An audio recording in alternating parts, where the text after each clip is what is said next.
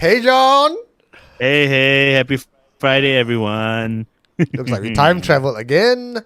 Wow. And today's topic is on hauntings in food and beverage outlets, restaurants, cafes, what have you. That's kind of hard to choose a song for. Well, It can't be a song about drinking because you also want to include food. It can't be a song yeah. about food because you want to also include the bar atmosphere. So what kind of combo is there? Well, I can think of one very nice classic song that I think many people would know.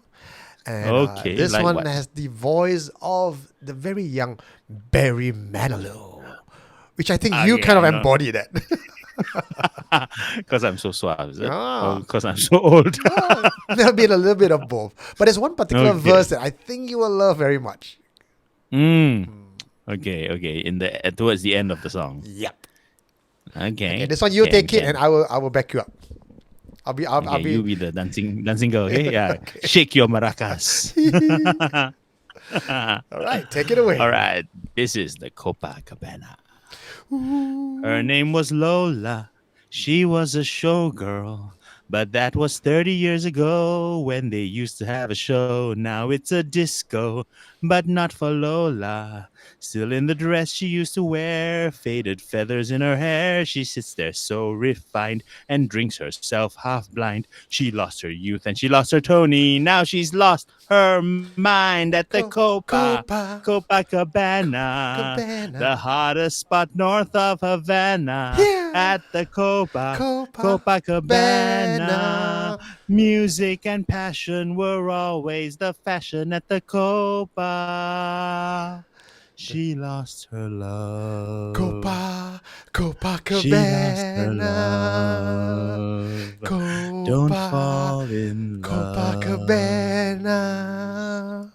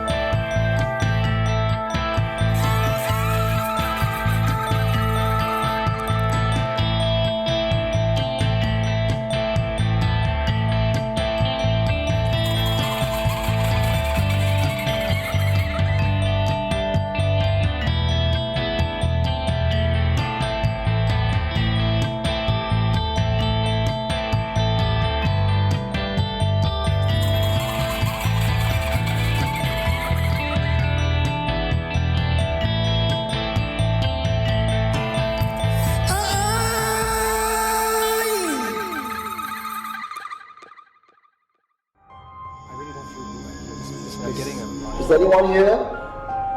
What did you find? You are listening to Supernatural Confessions. Hey, welcome back, ladies and gentlemen, to another episode of Friday Night Live. We are your hosts. I'm the Prince of Paranormal. My name is Eugene Tay, and that is the man before time, the immortal Jonathan Lim. Hello, everyone. Welcome back to Date Night. Yeah. Wow. Today, everyone must get cozy, okay? Because it's all about F&B, right? So light a candle, pour some wine, and enjoy, relax, chill with us, okay? Make yourself some tea, if not wine, or put yourself a scotch. Get some bar bites, whatever. Today's episode, I think, might be longer than the usual 1.5 hour. I think. we got a lot of confessions. We got a lot of confessions, right? And they're quite varied in approach. So even though it's all about the same kind of place, but I tell you, the kind of hauntings that happen there are quite drastically different. So today feels almost like a catalog of the reasons why FMB might be haunted. Right. Every single story is totally different from the others, and the ghosts are totally there for a different reason. So yeah, that's our focus today.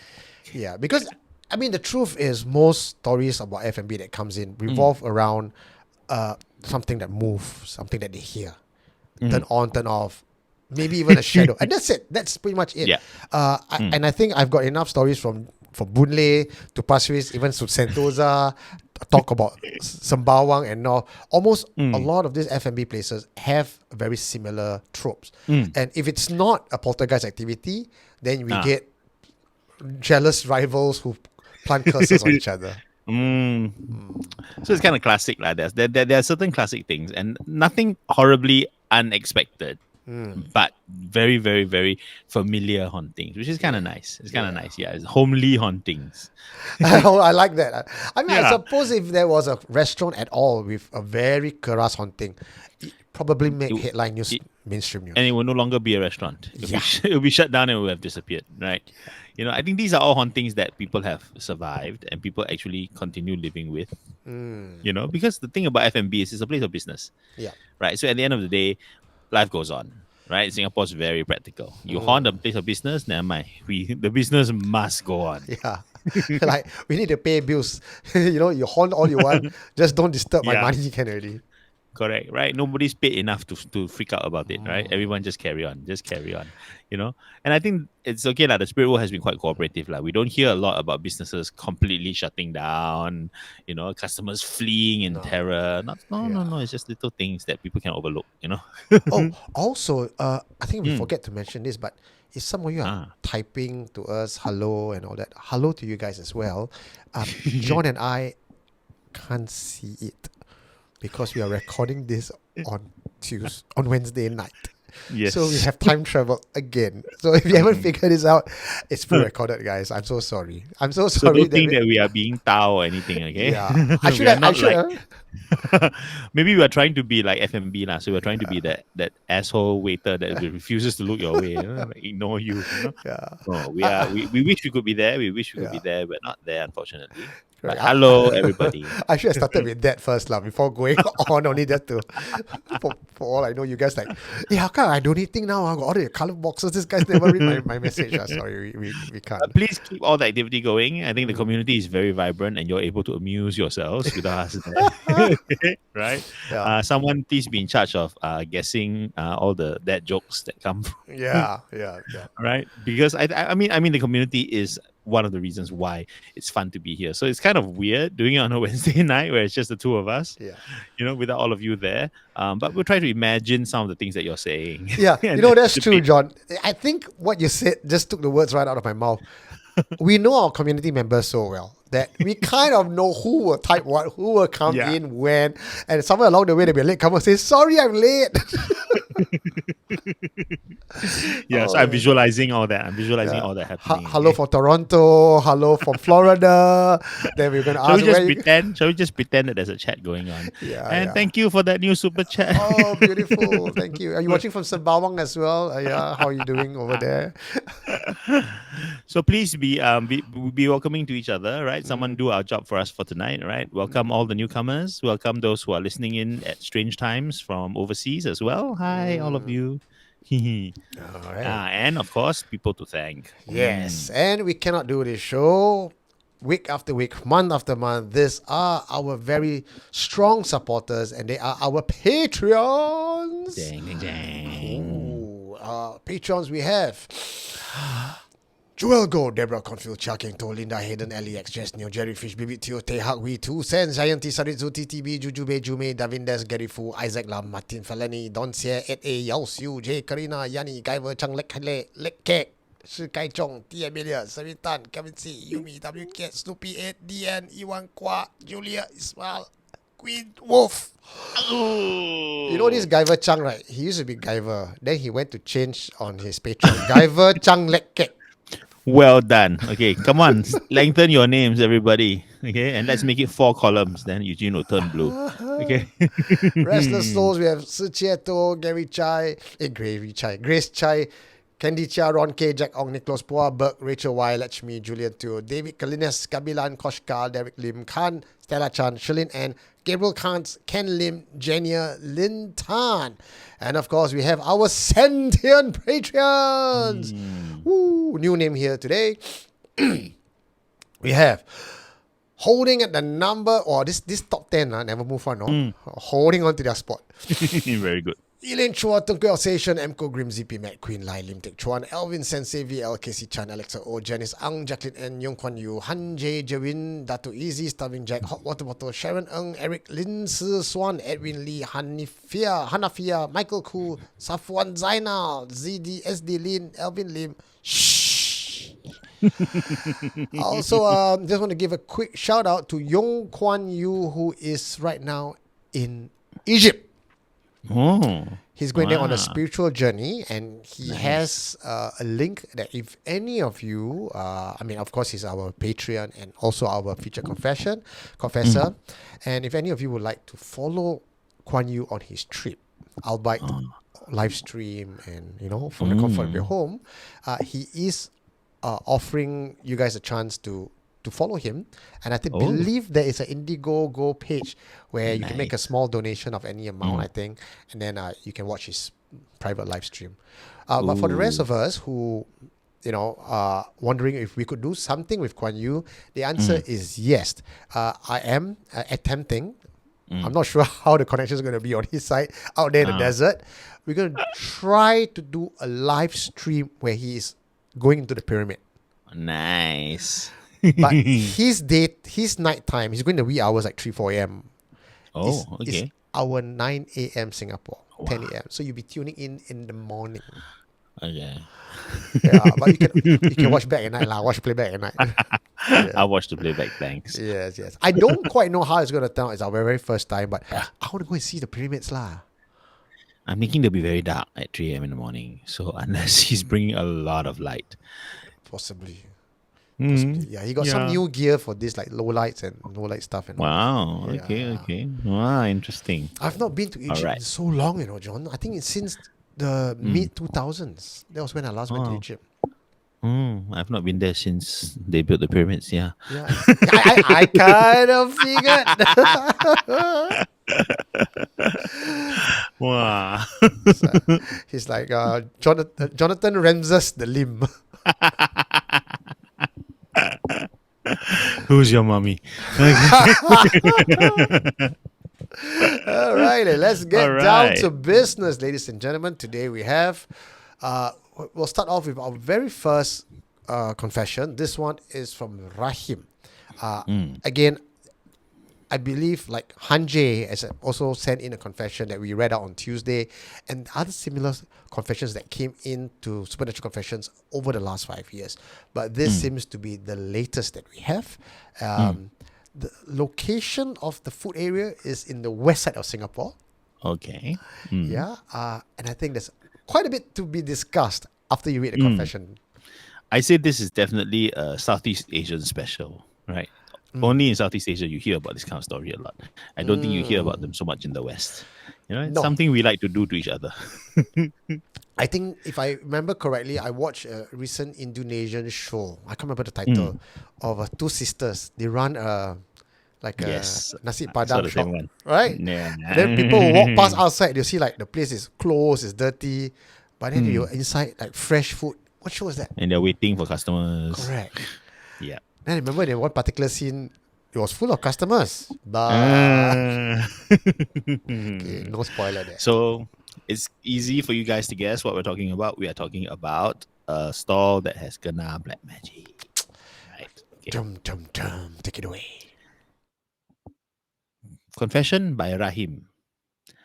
My parents used to run a food store in Jurong East for more than 20 years. And in that time, we were the target of many, many, many black magic spells cast on our store by jealous rivals. It was no joke. You clear one, another one would come, never ending. I used to help them out during my school holidays and would occasionally see my father's friend, who is a religious man, come by to do prayers. Of course, back then, I didn't fully understand yet what was going on. And it was only after my father passed away and my mother decided to shut down the stall that we started talking about these things.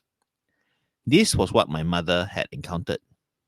Number one, rice, sambal that's freshly cooked would go stale.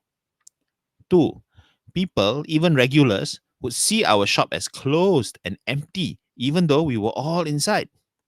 Three, some can't even find our shop. Four, customers complain there's worms in our vegetables. Initially, my parents thought it was magic cast on us from jealous rivals. But later on, when my dad's friend tracked back to the source, he discovered that the magic came from my mother's sister's family, who were jealous of us. But since they were family, we didn't want to make a scene. So every time they cast, business would go bad. My dad would call his friend, and he would come down to pray and find the source of the black magic. Usually, these ritual or cursed items would be buried nearby. I've seen some of these items before. It would be wooden pieces wrapped in white cloth with words or drawings on them and yellow cloth on the outside, holding everything in place. In case you are wondering if my dad's passing had anything to do with the curses, my father's friend says he doesn't think so. It was from bad health, from working long hours, eating unhealthy food, and too much stress. Funny thing though, the following month, my mother's sister's husband also passed away, even though he was younger and had no health issues. Heart attack, they said. What goes around comes around. Jang, jang, jang. Wow.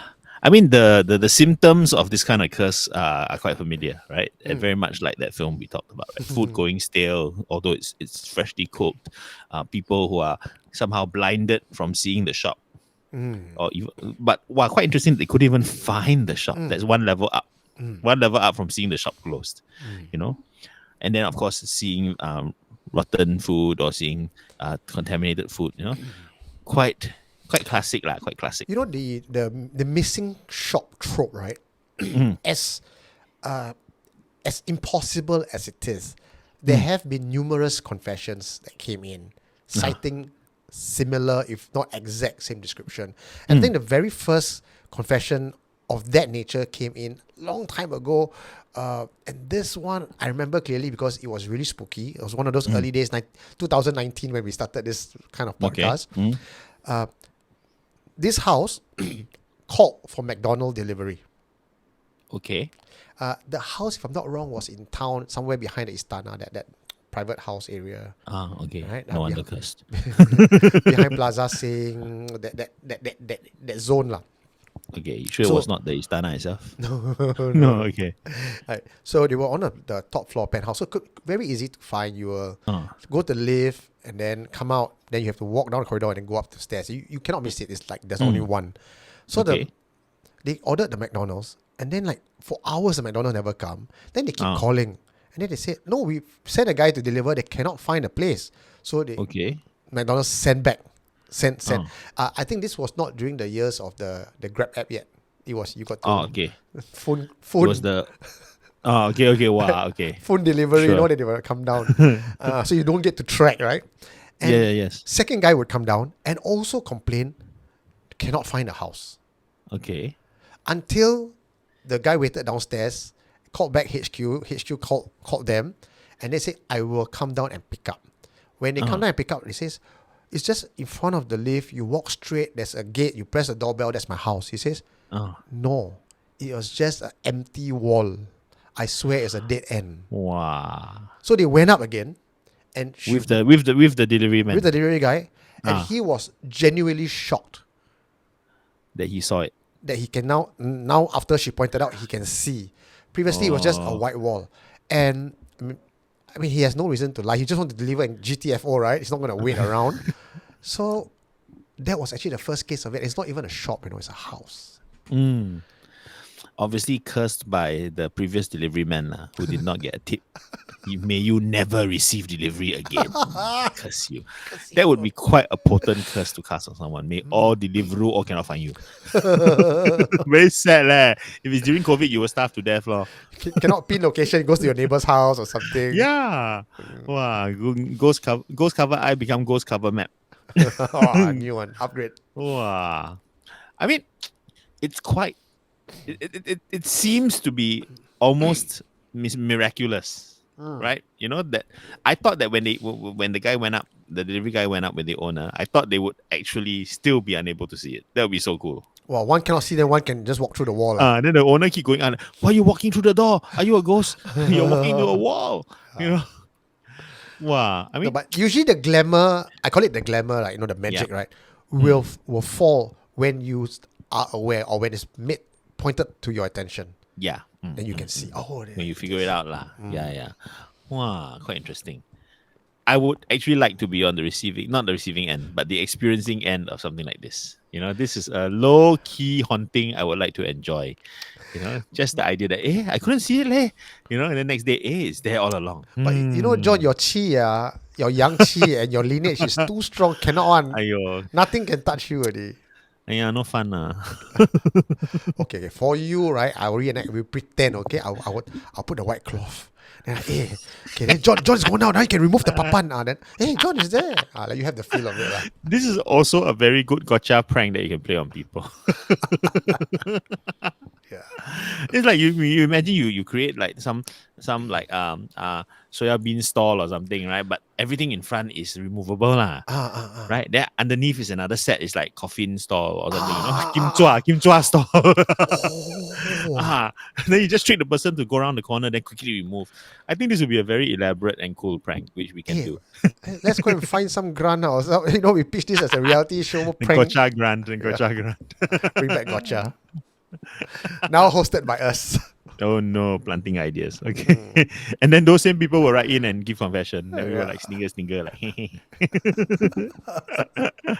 Okay, I want to talk about the ending of this confession. Okay. So he said that he consulted the friend, right? And the friend said that there's no link, or he doesn't think there's a link between the father's passing and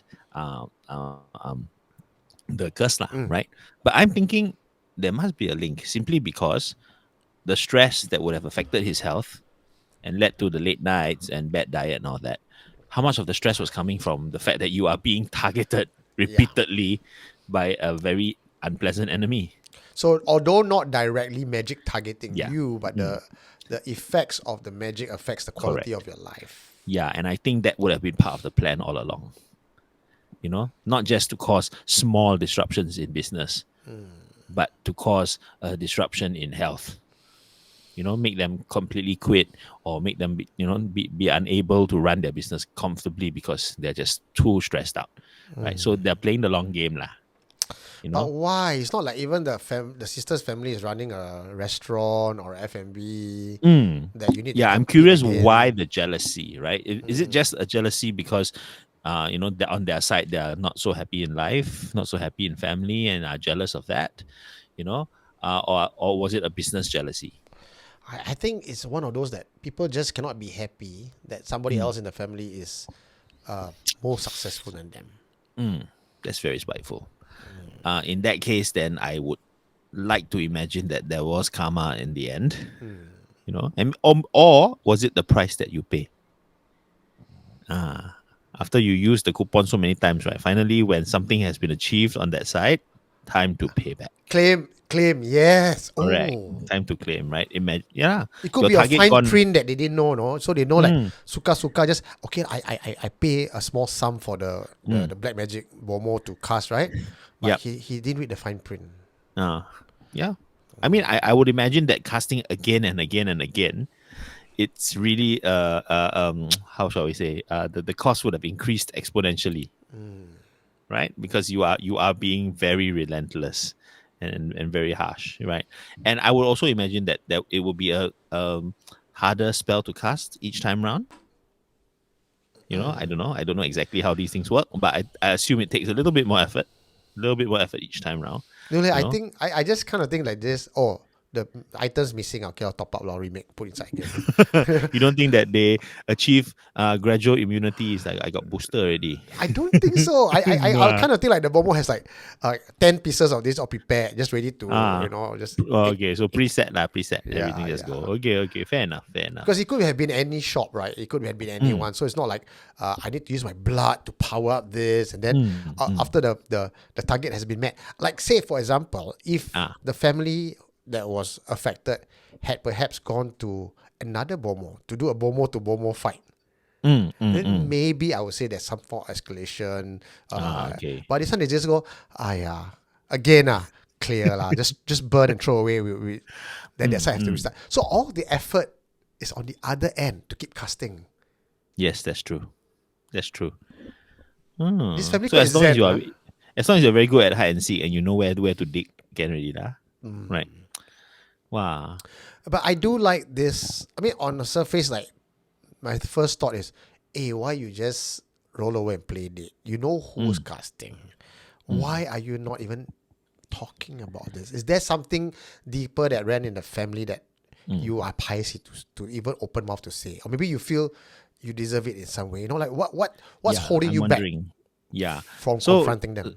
So if this is not too personal, right, Rahim, please tell us a little bit more, if you can, about the context behind it, right? Why were your family so gentle, right, and so patient with this, and rather than thinking of fighting back, just putting up with it so many times? I don't think Rahim knows. From what I mean, I asked the same question. He says, my parents said, don't want to cause drama, just forgive and be peaceful like that. So I mean, we could take it at face value. Like maybe they are very just forgive lah, just forgive, right? Or maybe parents know something that Rahim doesn't. Because I would be concerned. I mean, however much it's nice not to cause trouble, right? I would be concerned that things will escalate. If you don't, at least bring it to someone's attention, right? You don't try to put a stop to it. It might escalate. It might become even more dangerous. Because they will be encouraged by the fact that, haha, okay, my small power trick worked. Okay, now I try something stronger. I see it differently, John. I see it as you're dealing with a bully. Like if a bully comes up and just every day just shove you, like shoulder bumps you as you're walking along the corridor, and that's all he ever does. Or maybe he's at a canteen, he topples your drink from time to time, and that's all the level of bullying is. If I were to confront him, tell the teacher or something to try bring to awareness to an adult or person of authority, the bully might actually escalate his bullying on me beyond just shoving me. Might even trap me after school and beat me up. Yeah, I mean, that will probably happen, right? There will be a price to pay for confrontation, right? But at the same time, where got bully so easily pleased one? I shove you every day. I happy, man. Yeah. I'm a bully. Come on, I gotta upgrade, man. So it's the fight or flight lah. I mean, you can only be an ostrich for so long, right? You loon, and maybe one day you snap, then you. Yeah, and also the fact that, okay, if let's say, right, thinking from the perspective of the other family, right, if what you want to do is disrupt their happiness, then the very fact that you bounce back so easily each time will make me even more determined the next time round to put something harder on you that you cannot bounce back from. You know what I mean? It's like, oh, you don't mind I brush you, okay, next time I bump you harder. Next time I trip you. So the fact that you act tough, or you act tolerant will make the other person even more frustrated because I'm not getting the satisfaction of seeing you damaged. You know, so I don't know, right? Here we're talking about spiteful people, right? Yeah. So yeah, it can be off the charts. It can be off the charts, you know. So But I suppose in this case, I mean, looking at the line that says, they cast, business go bad, my dad call friend, pray, fine. It is a cycle, right? So Yeah. apparently it didn't escalate, like, it just kept at bay. And also, Something I guess manageable. the fact that the mother closed the business Eventually, after that. yeah. Yeah. So after the father, right? So yeah, okay. I guess the end goal was achieved, whatever that goal was, right? Sorry to hear your family went through that, Rahim, but you have all our admiration for being such a chill family. Yeah. Okay, So, remarkable chill. So let's go through that 4 points again that was mentioned here. And I think for those who are not familiar and wondering what's all this about that these two are talking,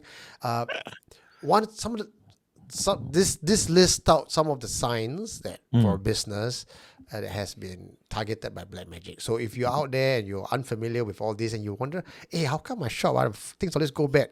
This is where Jonathan and Eugene from MSA will educate you on what are the signs to look out for. Sign number 1, fresh food goes stale very quickly.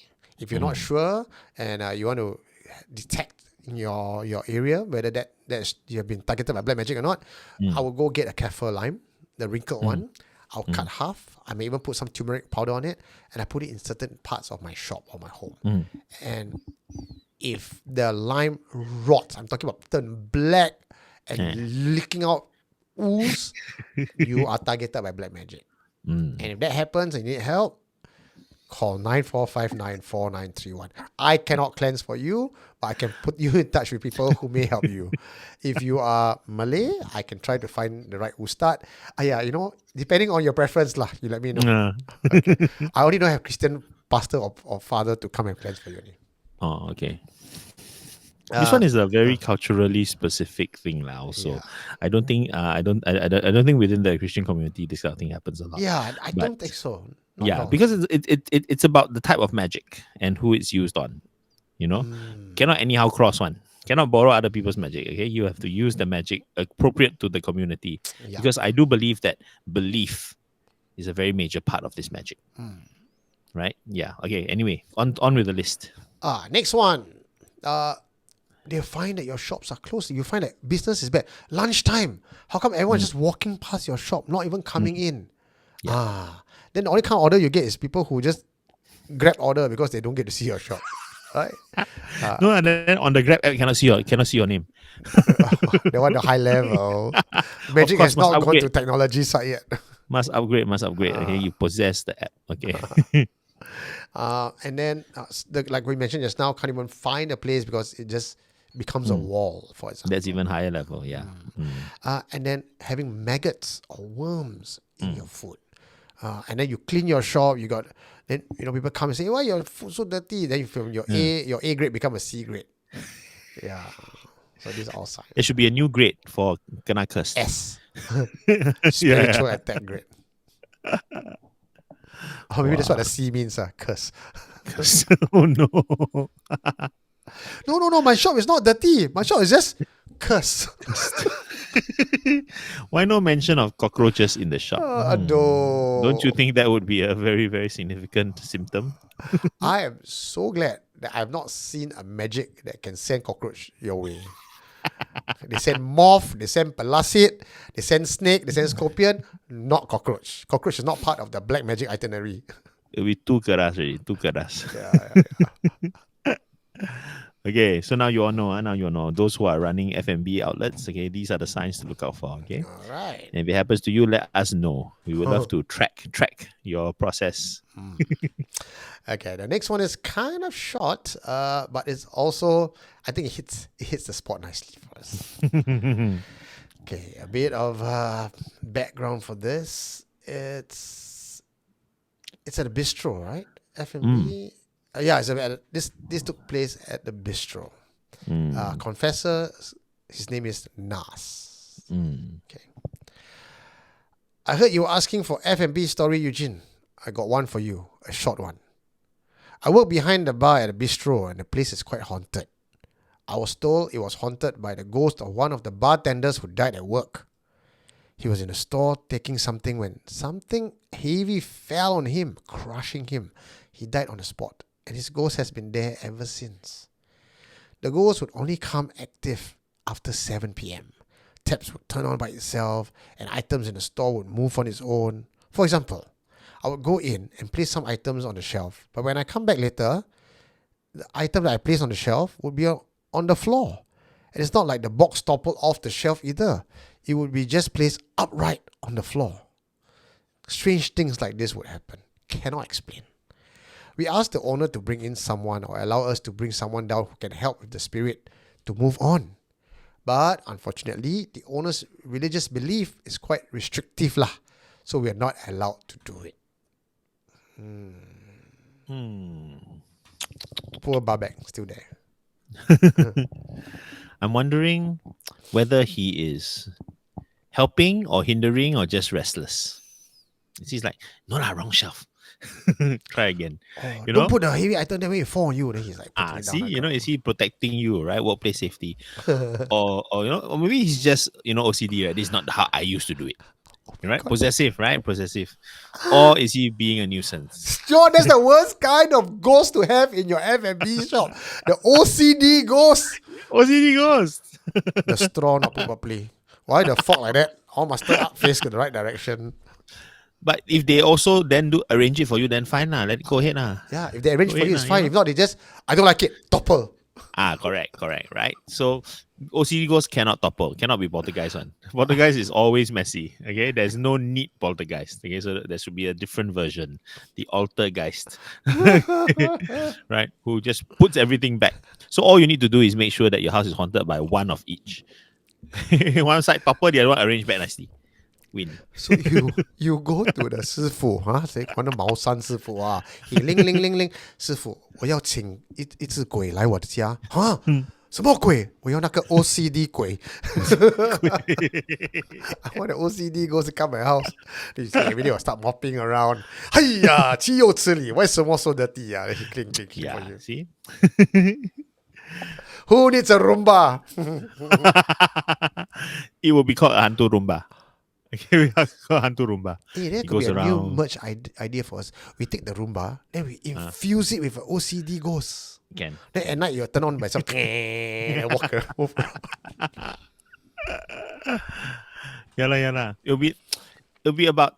I think it's about cleanliness, right? Cleanliness and something that, as long as it's obsessed with cleanliness, I think it will find its way lah. Whether it's moving around in the dead of night or whether it possess you and help you clean the house, I don't mind. You possess me as long as the spring cleaning happens faster. Go ahead. I'm thinking about Beetlejuice. Soundtrack's in my head right now. What's the name of that that Spark Joy woman? Mary Kondo. Eh? Marie Kondo. Marie Yes, Marie Kondo, Kondo. Yeah. So you need that kind of spirit, right? Yeah, you need to trap her in a jar. Trap her spirit in a jar. You Marie Kondo the thing. John, the Thais, right? They would find the like when a person passed away tragically, they will take the skull, take fragment of the deceased and put into the amulet, right? Then the spirit will help you like a spirit helper, right? So when Mary Kondo passed away, you go and find Dips. her. Calling dips. Dips. Okay, if Marie Kondo, you're listening, be careful. Watch your step. She's born in You're 1984. She's a long You're way next. more lah. She's only 39 years old now. Nowhere near. Things happen. You're so sweet. Things fall off shelves. Okay. Maybe that's why she removed all the clutter. That's why she already knows people are targeting her. Yeah. This is heavy. That's not spark joy. Wow. I mean, so what do you think is the pathology behind this spirit? Is it trying to be a nuisance or is it just restless? Good point. Why? Okay. Yeah. So let's take a look at the facts of this story that we have here. Okay. Whether he really died at work or not, we don't know. But this kind of like a hearsay, right? Yeah. So I guess many different bar staff have been haunted, and somewhere along the way, the origin story was a bartender has died there.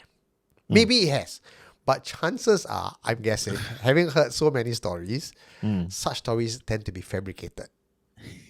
The origin story, you mean? Yeah, Yes. yeah. I don't think it's a dead spirit of a bartender.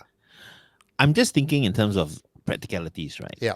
What is there in a storeroom of a F&B place, of a bistro, that will fall on someone and crush them and allow them to die on the spot? Oh, that one I don't know lah. That one F&B is not a place where that kind of heavy material is. You know, there are many other workplaces where, sure, know, lots of maybe dangerous things on shelves. you move, Even if, let's say, an entire, box of wine hits you, you're not going to die on the spot. maybe the egg beater or the maybe the knives, you know, fall on you and then kena impaled That's like to Final death. Destination territory already. Yeah. I don't know. I mean, I don't know whether the legend being shared within the restaurant itself among the staff has any details. Nas, I don't know whether No, he doesn't know anyone either. nobody doesn't know. asked, right? So I would feel that's the first question I would ask, which is, why is our storeroom so dangerous? Before I continue working here, please tell me what happened to him. Because it makes a big difference. If it was a bartender that has died and the spirit is stuck there, it's a different matter from this happens to be a haunting that came out of nowhere and is Correct. now in the storeroom. Because my thought will go towards what is kept in the store. Yeah. Did So someone it may bring not have a something? relationship with this business itself. It may just be the place, right? Yeah. But I mean, and all the possible reasons I'm thinking of, about the thing being angry and the thing being, causing nuisance, are assuming that there was a bartender who died here, and whether he was proud of his job, hated the job, or just hated the fact that he died while doing his job. So there are various grudges, various colors of grudges, right? But all of them require him to actually have died there, right? If it was a ghost from the storeroom long before the bistro came, this room is haunted, then that's a different thing. Because when a person haunts a place, it doesn't necessarily just have to be because he died there. I know that's a mainstream thought process. You die at a place, you haunt the place. But that isn't always true. You have to be He could be attached to a haunting- place. Yeah, because he loves his job, for Wow. example, right? I'm more inclined to believe that, in fact, that you would haunt a place simply because you're obsessed with this place. You feel a certain proprietorship. I've worked here so long. I've left my imprint on everything here, and now I cannot bear to leave.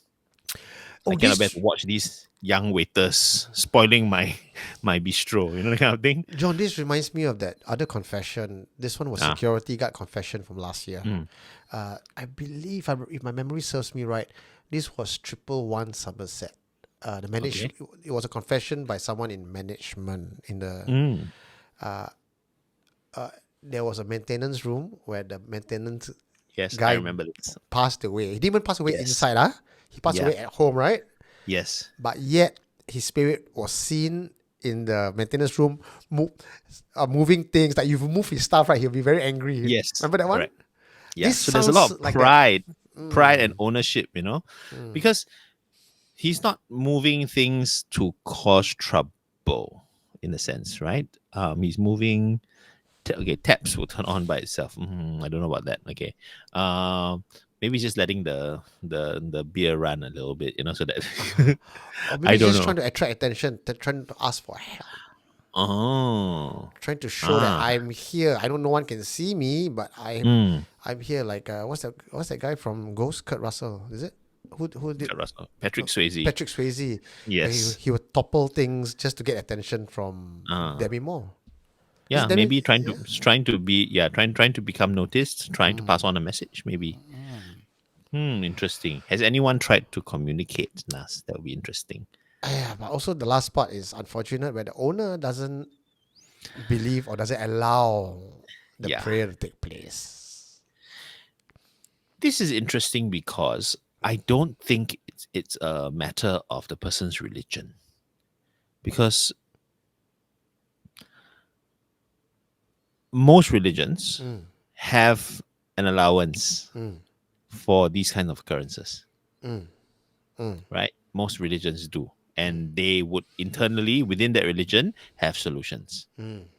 Right? Because you are of this religion, you call this person, you call that person, right? Yeah, it's a very narrow slice of the pie left. The kind of religion that would deny. So basically, the owner's a skeptic, lah. And I would I imagine. also asked, I said, Nas, can't you bring someone over when your boss is not around? Your boss can't be always around, right? He says, Secretly. he said, my boss is the chef. He's the first one there, the last one out. Then okay. Okay. Eugene, you go lah in disguise as a customer. Like, cleansing, talk, pendulum the place. Yeah, just. Then I bring my own singing bowl. No need, I got my own bowl. It's okay. You just You put the salad in here. tong. I don't know, man. I mean, it is sad that the boss is getting in the way. I wonder how old is this confession? Is this place still there? I still want to visit it. Still there. Oh, I still want to visit it and then go explore the storeroom. Okay, I will bring you there next time. Okay, I'll think. Okay, I'll think. Without hidden camera. Macam like undercover boss like that. Yeah, I was just thinking like bad boss or undercover boss. Yeah, we claim we are from NEA lah. I need to inspect your storeroom. You cannot come in with me. You stand outside. NEA gets called up again. We are on to you. We know that you are the X-Source division. Yeah. People is like FBI or CIA. We are NEA. Okay, but I must say that if this level of haunting is okay, I think that I wouldn't. I would be freaked out at first, right? But if after some time I'm still working there and it recurs without escalating, I'll just go, okay lah. It's slightly annoying, but oh well, It's the kind of haunting you can live with. Yeah, you can live with because it's not directed at you, so you will not personally feel endangered. I agree with you 100%. I would not be spooked out. In fact, I'll be But I know many of our viewers out there who can't even listen to FNL during 7 months or at night, and even the door creak open, they would jump out their skin. Seeing a tap turn on or the box on the floor is enough to get them to run for the hills already. The mainstream audience. I'm sure our FNL people are a bit more made of tougher material. Okay, you guys got gumption. I'm hoping we can have the serenity of like children in horror movies. First to make friends with the ghosts, and just chat with them. Yeah, right. I was rewatching The Conjuring that day. Yeah, and the little girl, this is my friend. Open the mirror, you can see him. I'm like, yeah, exactly right. And I would imagine that for many of the ghosts that are to be encountered, that would be the easiest way to react to them. Because if they want to communicate, you communicate lah. You put them on par with yourself and you communicate, not as a ghost, but as someone who has something to say, or someone who has a memory of being here or something, and then maybe that is a path towards actually solving the problem. I'm now going to channel the audience members' comments. You all see whether I'm correct or not, okay? I'm channeling you all. I'm channeling you all from Wednesday from Friday. Okay. John, you cannot say things like that. Make friend. How do you know this is a spirit? It could be a demon.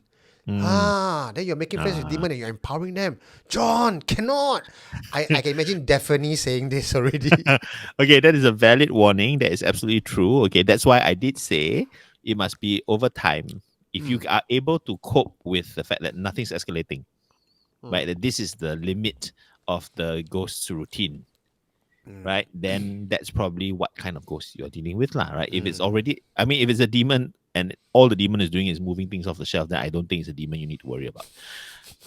Okay, but hantu logistic. Yes, they're quite impatient one. They have agenda one. Okay, this is a ghost whose agenda is quite low, quite simple, right? Quite simple, and it's clearly not about people. It's clearly about a place. So, there are paths to resolution, so strike up a conversation, This is a good time, for example, to whip out your Ouija board. And And video ask- it and send it to us, okay? Yes, please. Yeah, just find out what they want now. Find out what they want now. This is where you need your ghost whisperer, right? You call the whisperer. Can you please come and talk to this thing in my storeroom, please, and find out if there's anything we can do to move to relocate them, right? Help them move on, right? Don't we all want to help them move on, guys? Well, John and I will also be happy to come over to investigate for exchange of a free meal. We're cheap that way, lah. Okay, no Okay. bad, no bad, no bad, no bad. All right. Quite Speaking of interesting. males, the next confession Mm, revolves around food and a specific kind of food. And this very has been quite a unique confession, the first of its kind I've ever heard, actually. And John, why don't you read this one? The area that this confession took place is somewhere near Kampong Glam. Confession by MM. I work at a fusion-styled omakase restaurant near Kampong Glam area. When we first moved into this unit, we had some issues with a disgruntled spirit. Lights in the kitchen would turn on and off by themselves. Same for the stove and the dishwasher as well. And these are equipment with safety features that doesn't allow you to turn it on by accident. The buttons for the stove need to be depressed and then turned in order to ignite. The lever for the dishwasher needs to be pulled down against tension and requires an additional force to push it past the catch mechanism to lock it. Now, we tried to burn offerings and conduct rituals, but the issue still persisted. And then we noticed a pattern. The dishes or the meals being affected are the ones that served pork. So we tried for 3 days straight not to sell any dishes that contain pork. Those 3 days were very peaceful. So we tried going back to having pork again, and then without, just to get a confirmation on the pattern. And we were right. I think what we had in our shop was a halal ghost who didn't approve of the non-halal dishes we had. Next, we asked our next door neighbors if they knew how to get rid of such a ghost, and they recommended an ustaz to my boss.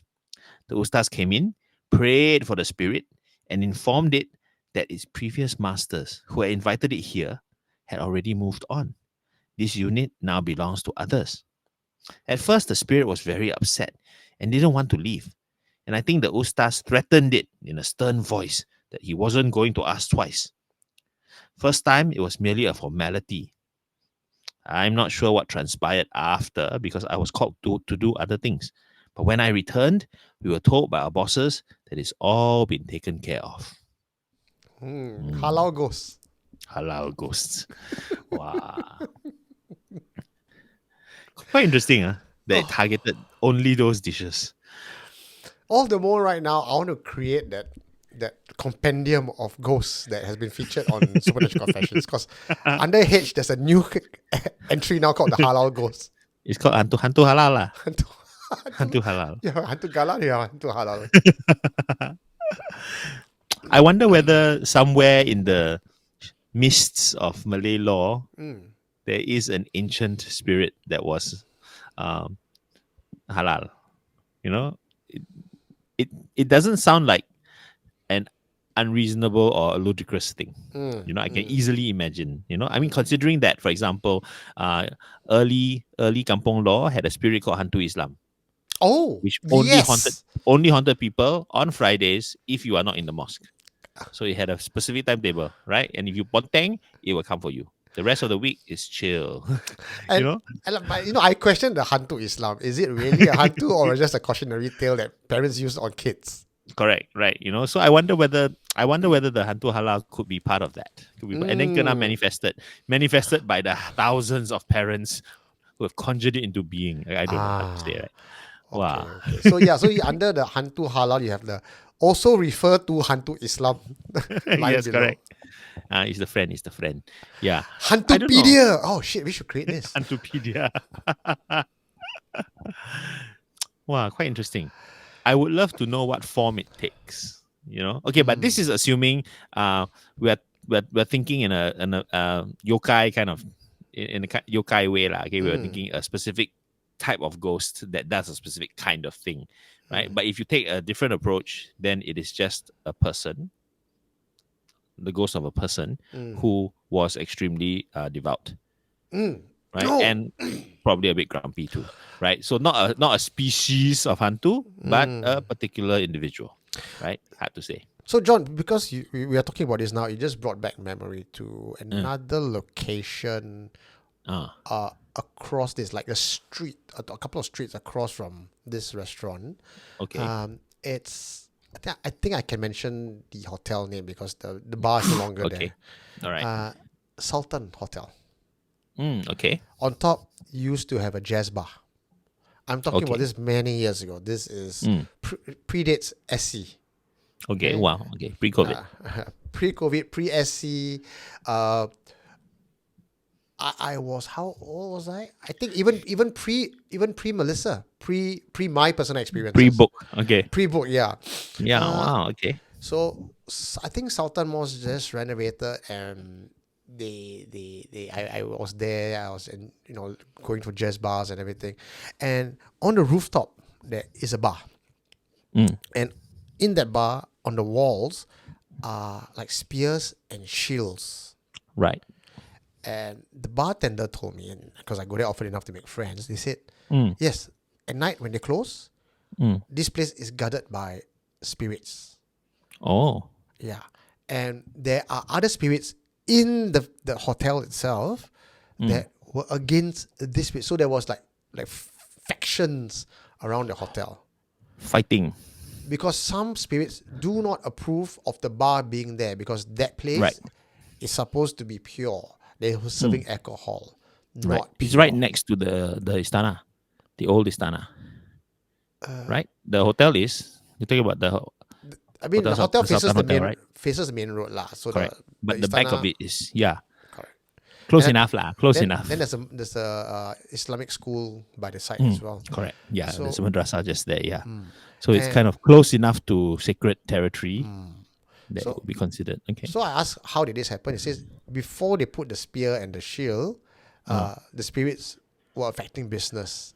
Then they needed to chase off those spirits, so they Right. brought, I think from Indonesia, some artifacts. So Right. the spirits were dominant, and they were protecting the bar. So it was a spirit So versus spirit. It's hiring private security lah. Correct. Basically. And I think behind the building there is another place. No, this story was told to me many years ago. As I said, this is easily more than 12 years. Okay. There was another shop that served non-halal products, and they were also haunted. Then when they did a research on that place, what was it haunting? Because that shop used to be a Quran binding shop. Wow. Okay. So for that, I don't think it's like a dead spirit or dead person spirit. But then again, in the Islamic belief, you die, you go. You don't linger. Yeah, correct. Right, So so these that's- would be guardian spirits Guardian rather. spirits. Right. Yeah. Quite possible. Quite possible. In cultures that are old enough, right, and have animistic roots, right? Okay, like the Chinese culture, like the Malay culture, right? Where in the distant past, they believed in the spirits of things, spirits in rocks, spirit in trees, that kind of thing. You naturally evolve into a kind of culture that puts spirits in things, because things are right from the start. Things are vessels, right? Either they have a spirit of their own, or they can be imbued with a spirit. Now we know the Malay culture very much talks about like jewelry that has spirits in it, instruments, weapons have spirits in them. These things, right? Just as the Chinese do, right? So I would imagine that certain sacred art forms and all that would definitely be connected to very specialized spirits. You know, and so yeah, like you said, like the Quran binding shop, or just an entire area that has been very much dominated by Malay culture, right? With istana, with a mosque, with a madrasa in that area, it would have been very fertile and also very important ground that needs to be protected, right? So I can imagine there would be a lot of unknown I won't say unknown lah, but subtle magic. Things planted in corners, things planted in, that kind of thing. There will be a force field set around this area spiritually in a way that perhaps no one fully can tell. No one can detect, right? You would have been placed there a long time ago. And when you suddenly come and open one bar here and serve, mala pork here, you'll be like, wow, you're messing with the matrix, right? But I must say, that stretch, that's the road now, facing the main road, right? To the right of the Sultan Hotel, has several mala stalls now, serving hui guo rou and all that kind of stuff, right? So it's pork to the nth degree. Okay, Yeah. so I'm wondering what's happened, right? Has the protected area shrunk slightly? I mean, the level of haram is so overwhelming. Correct. Right? It Yeah, pushes the- so I'm wondering what's the negotiation there, or are they dealing with this type of spirit every day? I'm curious now whether within the Kampong Glam area, if we can imagine it, right? What is the halal territory where there are no shops allowed? I don't know if there's a legal one where the government has said, this area is strictly a halal area. I don't think there's such an ordinance in Singapore. Right? In a way, yes. Let me flex my tour guide. Okay, come. License Yes. here. Come. So- Show your license, special license. Over there, quite far. Okay. From the Sultan Mosque, Ah. right down, I believe it's a walking street, right? Shop house. Then for all your Turkish restaurant, Correct. Yeah. all the way down to Basora Street, Okay. right? That whole stretch is halal. Okay. So that Cannot means serve. that one road lah. Yeah, Okay. no alcohol, no halal lah, in Okay. all sense of the word. But Okay. beyond that, the streets beyond that can, Ah. like your Arab Street, your Haji Lane can. Ah. Oh, I don't know, no. Sorry, maybe Arab Street still cannot because it's right on the basically any road Because that mosque Arab touches. Street still touches the borders of the mosque. Correct. So that one cannot. Yeah. So one more street after that can. So Haji Lane lah. Haji Lane onwards. Is that why Haji Lane is the nightlife lane? It's like I cannot suppose. cannot play. Like here you can play. Yeah. Right Go crazy, there. go crazy. Right? Past this line, go ahead. Right? Oh, interesting. Must go down and recce and just see whether you can spot any like secret places selling pork scratchings, or like whether anyone has invaded that space or not. No? I don't. I think even the mala shop is like further down. Like I think out of respect also they like. Yeah. I know just this place because I say it's not halal. You don't go and suddenly mala to the max, right? Outside you put one big motif there. No lah. I think there's still a bit of respect, right? So it's just like as if further down the road it gets, then Yeah. it gets laxer lah. It's quite good. That's quite good. I think this is the spiritual protection against racial tension. Right. I think when it comes to racial harmony in Singapore, okay, it's extremely not just even tolerance, There's this form of mutual respect. Like I don't, Yeah. maybe there's one or two assholes in the mix lah, but generally the whole population here they understand. Like okay, amongst friends, right? If we have one Malay friend in our group, straight away it's halal restaurant we go already. Yeah. We don't like, hey, you're the only one. Too bad. You go and deal with it yourself. No, we would not even pander. Sorry, I'm not using. I'm finding the word. Cater, or We would defer to. we would defer to them. Ah. We would defer to them. Yeah. But I think a lot of that is I would personally in my life, credit that to the lifestyle that we have in Singapore. Right, that we are exposed to all these things as a matter of course. These are not foreign things to us. Yeah, from primary school, This already is we part of our life. used to It's it. part of our Yeah. life. Yeah, because I went to a Chinese school, so I did not have Malay friends for a really long time. But by then, I was quite aware of Malay culture and Malay food and everything because of it's part of our diet. Right. Your So- neighbor, your downstairs coffee shop. You're not. Yeah, it's what we eat, it's what so it's part of our Singaporean capital S life, right? So even if you are not in contact much with different races within the Singaporean mix, the mix will take care of itself. I think that If you're part of this mix, you understand. got to give props to Lao Li lah. He was the one who said that every estate got to have the percentage, right? Correct. That's how Yeah. you mingle from the very get go. You're used Correct. to it. So the exposure is somehow just there. It's just there, right? You don't wake up thinking, "Oh, this has nothing to do with my life." No, you can't get away from it. You can't get away. It's very, very much part of your life.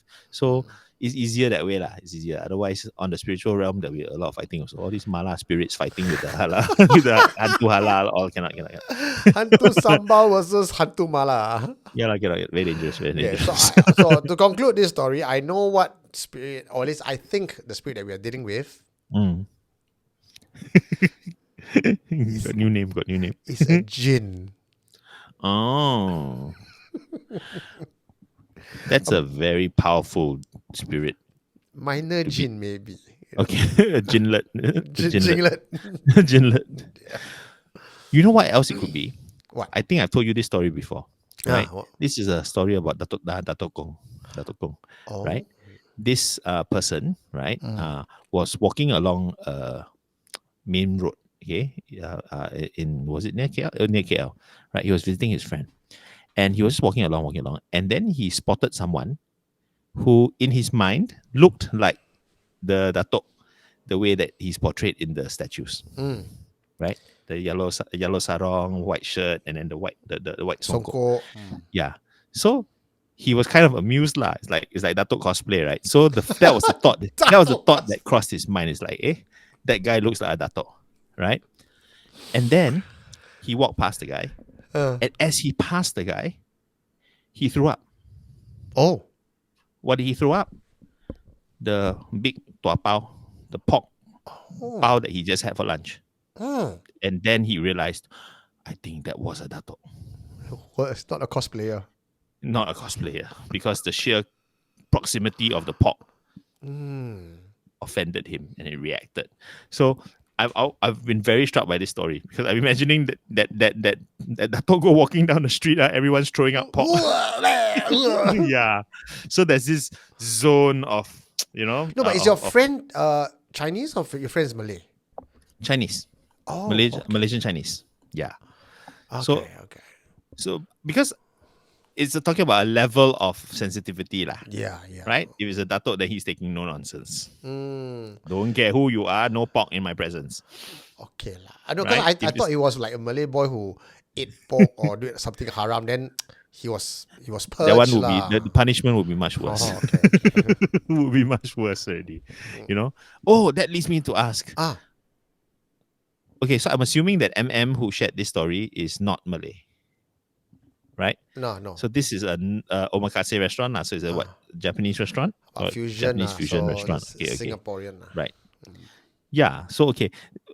Yeah. So like this Dato' account, right? I think that if it was a Malay person who had crossed the line, and tried pork, then I think it would be a whole other book of punishment already, right? Different story already.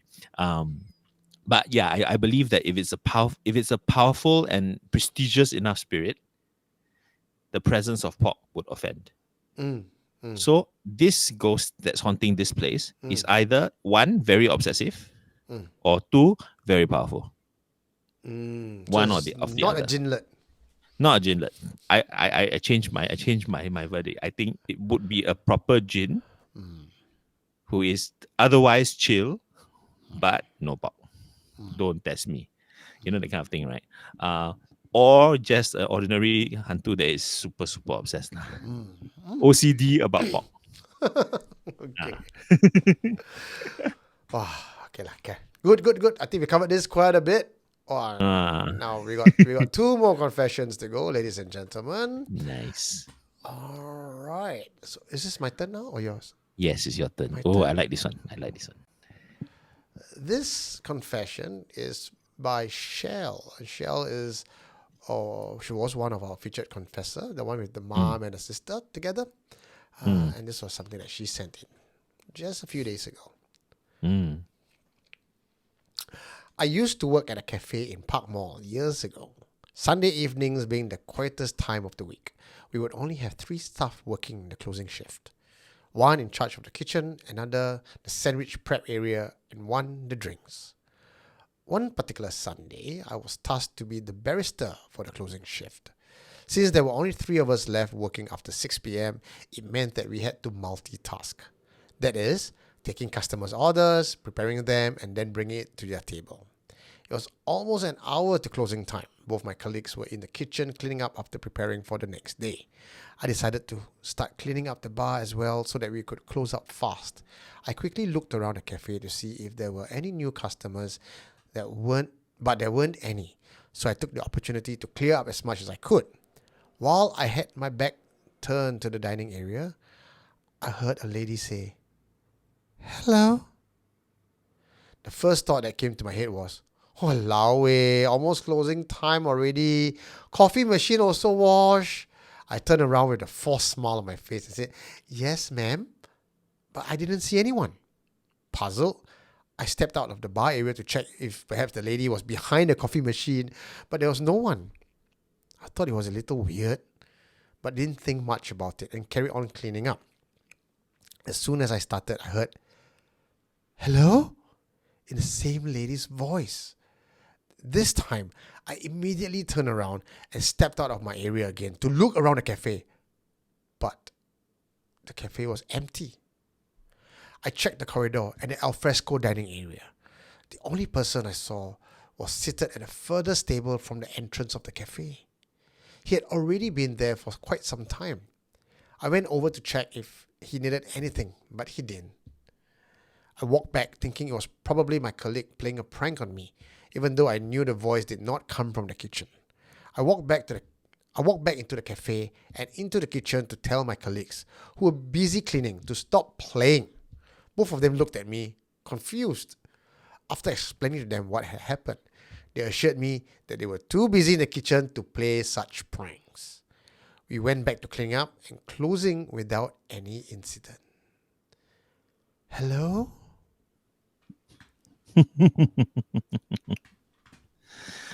Someone had left their phone on a chair and it was on speaker. Like when the message comes in, it's like, "Hello? Hello?" Or it's Siri, like it's Siri. Okay, I found this story quite creepy. Yeah. Because there is almost nothing to it except this one occurrence that keeps repeating. Right. So that it's mysterious and creepy and kind of cool, you know. Yeah, I would have freaked out. I would have totally freaked out. You know, voices out of nowhere freaks me out because based on all the films we've seen, it's the quiet voice, and then she's in the doorway. So you know what's coming next. Yeah. But okay, luckily this one didn't go anywhere. And I guess it didn't happen again. Could be a cosmic Right. cross line. In an Could alternate be. universe, there was a customer that came in, "Hello?" And it is reverberated throughout the timeline of all the other shells in the parallel universe, going like, "Walao eh, who's this person?" I mean, okay, could it be a haunting? Is there a hantu hello?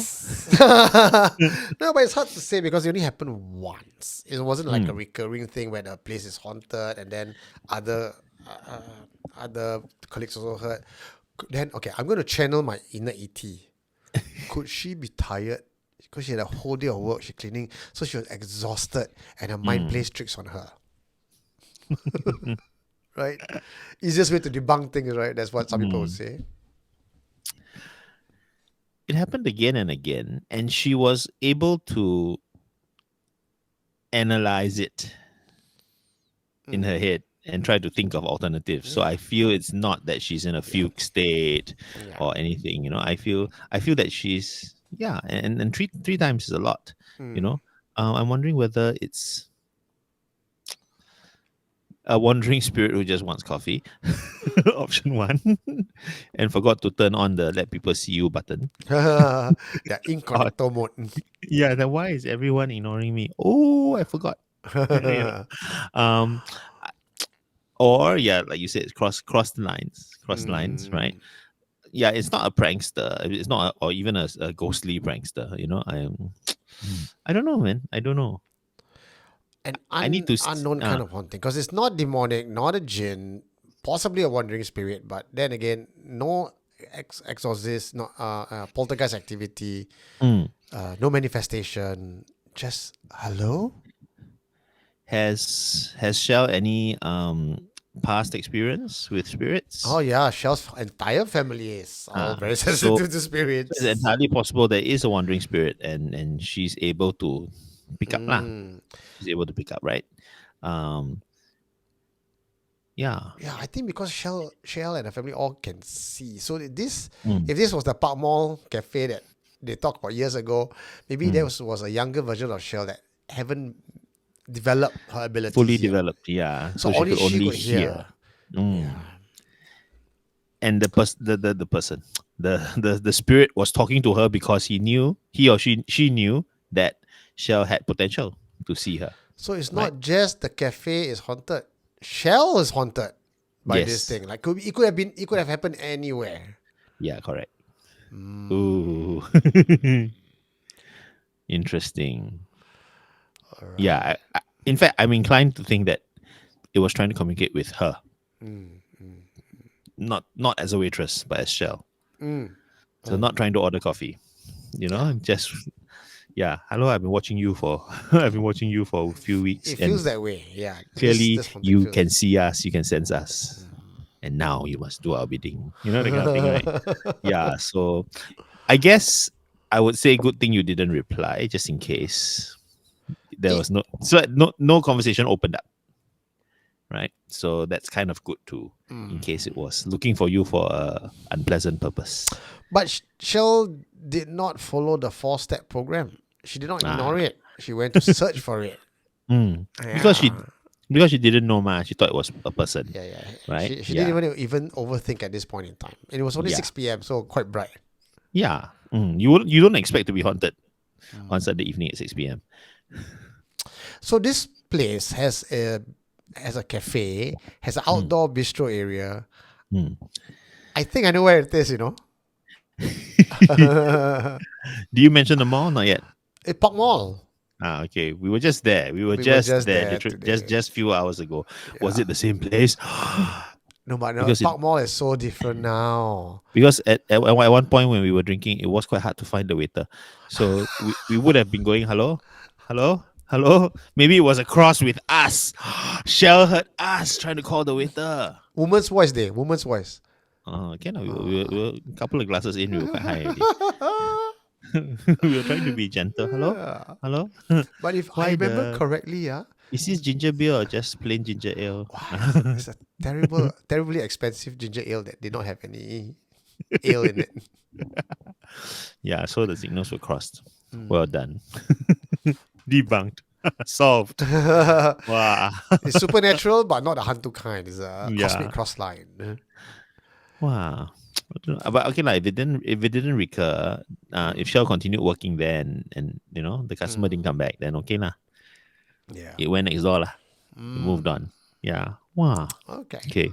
I like this. It's subtle, but it leaves an impact because it keeps you wondering, and obviously it keeps Correct. Shell wondering all the way till now. How freaked out would Shell be if one day, like 10 years from now, the voice came back? It was Hello? I. Hello again. Oh. We have one last confession for you guys.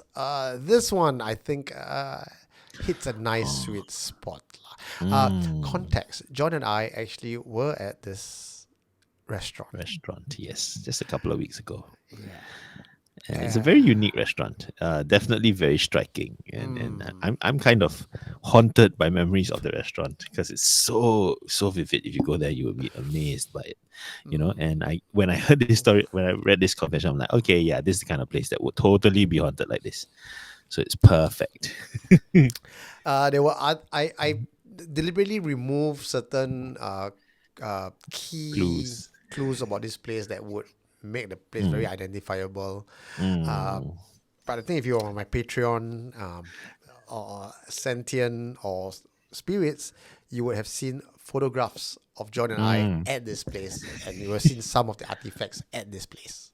So maybe you can guess. Maybe you can guess. But we shall keep mum about it. Because he says, "Don't let my wife know I told you this." Oh, okay. Okay, this is a confession by M. John, take it away. Confession by M. My wife doesn't like it when I talk about this, but our restaurant is haunted. We are situated in a shop house that is a few years shy of 100 years old. Before the shop houses were restored and conserved, they were living quarters for multiple families crammed in one unit. For our restaurant decor, we went with the old world feel to fit in with the feel of the place. That means we sourced most of our decorations from vintage stores or secondhand shops. Most of these items were donated to us after the owner had passed away, or the younger generations didn't want to keep that furniture. So I can't tell you where these ghosts actually came from. It could have been from the old shop house itself, the old furniture, or from the old cemetery that was situated nearby. Customers and staff, on many occasions, commented that they could see an elderly couple dressed in period outfits standing around the restaurant, just observing what's going on. On a few occasions, customers complimented us on our decor and on the dedication of the two staff who remained in character for the entire dining duration. Initially, I thought they were talking about the wait staff, but when the same comment was made several times by several different people, we started to believe that there really must be a ghost in our restaurant that I couldn't see. One night, I decided to stay late, past closing. I placed a spread of dishes on the table and said out loud that they were for the spirits living in the restaurant. And I turned to leave. But from the corner of my eye, I thought I saw two figures standing by the table. When I turned to look, there was no one there. And there was also no furniture or decor placed in that spot that could create such an optical illusion. I left for the night and shut the door behind me. The next morning, when I arrived, the chef was already in the kitchen prepping for the day. I went to check on the offerings and found that the chopsticks, the lazy Susan, and napkins had moved from the way I had set them. I checked with the chef, but he said he didn't touch anything. I know those items you set up is for offering. Why should I touch? He said. If it's not him, then who else could it be? Must be the hantu lah. I agree. Nice of him. Nice of him to acknowledge them by welcoming them, right? That way to make friends with them. Okay, always do that. Always Very, do that. very Asian, huh? We always offer food, offer Yeah. things. I think it's safe as well. It's the safest thing to do, right? Treat them with respect first, right? Without asking about why you're here or what's going on or what do you want. Just say you're a guest. Come, let me welcome you, right? Establish friendly relations. I think also because in M's mind, Mm. these entities were there before him, either in the furniture or in the shop. It's like, you are older than me. I'm giving you the respect. Correct. Yes. And I mean that's always been the way older cultures viewed the supernatural. Right? The supernatural is never new and is never the stranger. The supernatural has always been there first. Because this comes from the practice of ancestral worship. Correct. Yeah. In the home first or in this land first or whatever, right? So yeah, it's a very good way to deal with them because once they have their respect, then they don't feel so alien, right? And there's less reason for hostility lah, Yeah. And of course, I mean the other clue was that, many people have felt that they were there and they were part of the place. The energy was calm. It felt like they were staff even. Yeah. Right. Yeah. So they were not there, emanating rage or emanating, sort of what am I doing here, confusion or anything. They were just totally fitting into the decor. They were probably blending more into of the that place than the wait staff there. When I read this one, I suddenly started imagining back to our lunch there and wondering, did I see extra stuff? And would I have noticed? Yeah. Because Because clearly the other customers didn't know. They couldn't tell. Yeah, and we didn't know how many staff there were supposed to be, right? So if suddenly people in period costume walk here, walk there, I would have thought, oh, this staff really cool, yeah. I know So we both spoke to an old lady there, right? An elderly woman. yes, but she said she was tune into our show, so I don't think I don't think she's the ghost. Unless she's a ghost trying to pretend she's not a ghost. Then she will. Maybe you go back next time and we tell. Because I remember we did ask her, hey, you have a lot of experience here. We should interview you next time. She says, Yeah. of course, sure. Can you imagine next time we go back to M and like, ma'am, are we looking for your staff? The lady who says, she's like, what lady? There's no one by your description. Or you do the interview, then when you play back, cannot. see She's her not voice. even there. The video was just me talking it's to an empty Just chair. empty chair. Yeah, empty chair. Oh my god. That just freaked me out. The visuals just freaked me out. That'd be so cool. Wow.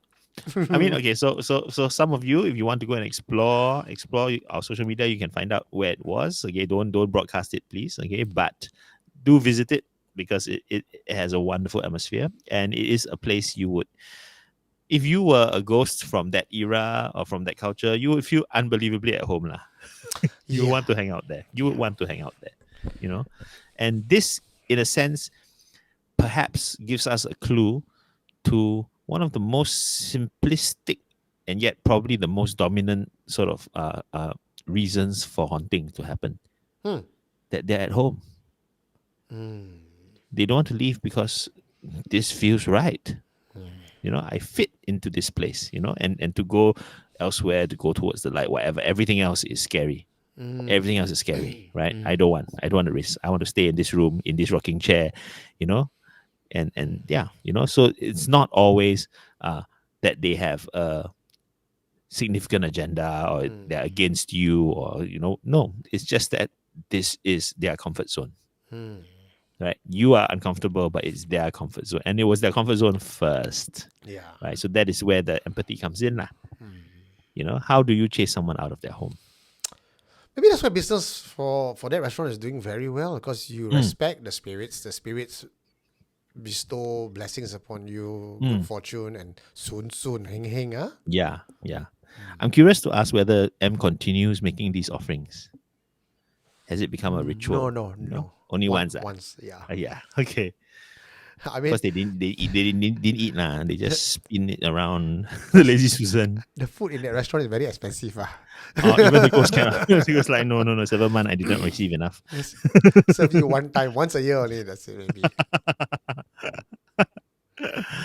But yeah, I do feel that this is a very placid, peaceful, sweet story, and it does sort of encapsulate the reason why I thought it would be a nice ending story. It encapsulates what we as a region, not just as any specific culture, but in Southeast Asia, right? This is the way we see the supernatural, right? And this is the way our ancestors have always seen the supernatural, as something that's sharing our place in the world. Not only that, but they were here before us. So in any case, they would know more. They have more rights. We are the interlopers. We are the intruders, right? So the best we can do is hope that they share with us. Do you know the history of that area? Huh? Do you know the history of the area? The unnamed area? Yeah. I mean, if it's a shop house, it's not hard to guess, lah. I mean, all shop houses were pretty much many families crammed together, lah. Yeah. So I mean, was there a specific piece of history that gives us a clue to this? No, I don't know. I mean, I knew that this stretch of shop houses started building around 1930s. Okay. Yeah. Then opposite, there were also shop houses. There was a famous hotel, but not when I did my research, there was no big newspaper report of like, oh, the place burned down, families died. No nothing. disasters. Quite No peaceful. disasters. Yeah. So I mean, imagine this couple who lived here in one small room inside this shop house, and then lived till a ripe old age, and then she passed away, and then he passed away a year later, and they're just both happily here still. Yeah. It's the sweetest possible afterlife you could think of, right? And then happily they meet restaurant owners who are not scared and don't start to try to make a horror movie out of it, but rather just treat it as, okay, I guess there are two ghosts here, fine, welcome, yeah. But also the possibility that they came with some of the furniture, right? In which case, super lucky for them that they are not sitting in a museum somewhere, freezing their asses off, right? And scaring security guards. It's nice that they found a home in a place that feels homely, right? I mean, imagine if they were haunting a pair of slippers or some glass ornament or something, and you're in some asshole millionaire's house, or you are in a glass case in a museum. It's kind of nice to be in a place where you are used and admired by people who are there to enjoy themselves, who are eating and all that. Not bad, not bad. At the start of today's show, you mentioned that all these 5 stories, each of these ghosts or haunting has a reason and purpose. You want to give us a quick summarized rundown on what each purpose is for, what each of the purpose are for these stories? Because we are MSA and we like to make lists. Now, I mean, okay, so for example, right, straight away we started with jealousy, right? Spirits that are used in black magic, right? That are being made tools, right, in a spiteful act, okay, or a vendetta, right? So that's one. That's Jealousy. Unpleasant one, okay. What was the second story? Angry Barbet. The angry Barbet, right? So this one, I imagine, was a case of an obsession that was unfulfilled, right? Whether he was proud of his job and died and got frustrated and is still here, or whether he's just OCD about it, right? He's still here. So jealousy and obsession. Third one, tak halal. That one is definitely a matter of belief, right?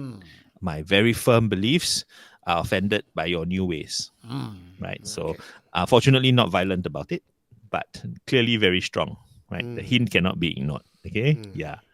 Then the fourth one, hello. This one I feel is the most poor thing lah, because whatever it wants is not getting it. Whether it just wants a cup of coffee or whether it wants to just communicate. Right. Let's just say that this is a spirit who wants to be seen. Okay. Wants to be seen, wants to reach out. Right. Yeah. And finally, of course, the happiest ending of all. The old ghostly couple. Who have found a second home. Right. We found a second home. A place that might be far away, might be, unrelated to them in any way. But what a coincidence. It is a place that makes them feel at home. Yeah. And they're quite happy to stand around watching customers and just be there forever. That sounds like heaven. All right. And I guess with that, we have come to the end of today's Friday Night Live. Next week, we will come back. No more time traveling. We'll be back in the studio with you guys. So until then, stay curious, stay cautious, and remember, not all hantu are your enemies. See ya. All right. Good night, everybody. We'll see you guys next week. Bye-bye.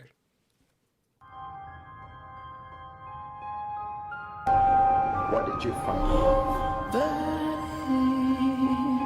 You are listening to Supernatural Confessions.